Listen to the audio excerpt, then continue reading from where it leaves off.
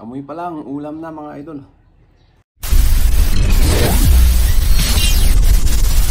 Alright mga idol, lutong igurot na naman tayo.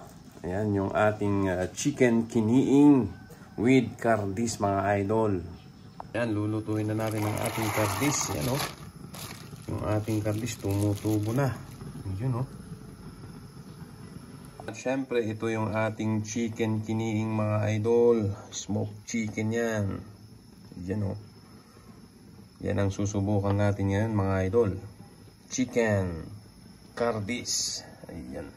Ayan, pag napakuluan na natin yan mga idol, i-slice natin syempre. Oh. Yun o.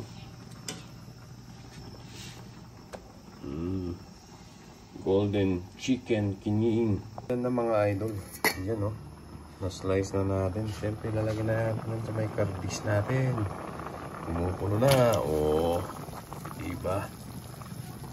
Yan. First time lang natin gawin ito mga idol. Kaya excited tayo sa lasa ng ating chicken kardis. Yan mga idol. Yan, kumukulo na o. Lalagyan natin ng asin siyempre. Siyempre konting bawang. Yan na mga idol. Ito na ang ating chicken kardis. Pero lalagyan natin yan ng gulay. Siyempre.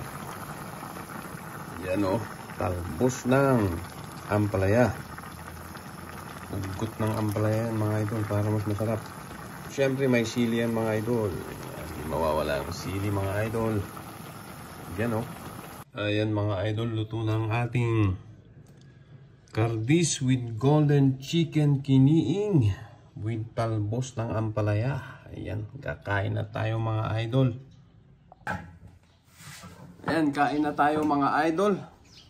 Golden chicken kiniing with kardis and ugot ng ampalaya. Siyempre may rice tayo mga idol. Titikman natin. Yan o. O, diba? Oh, yan yung kardis natin. Amoy pa lang, ulam na mga idol.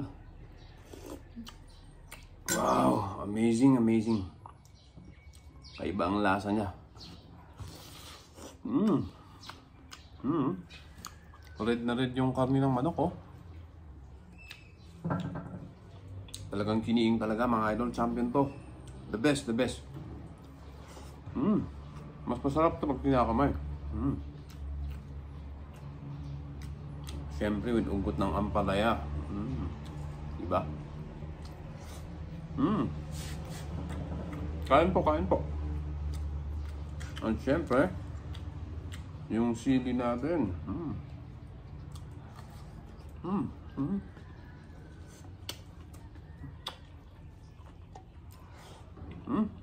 Sarap mga idol. Yung chicken, oh.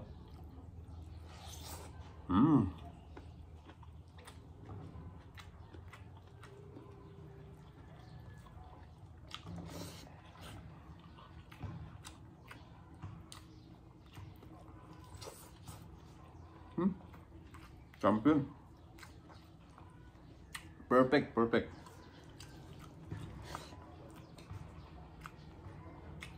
Sili.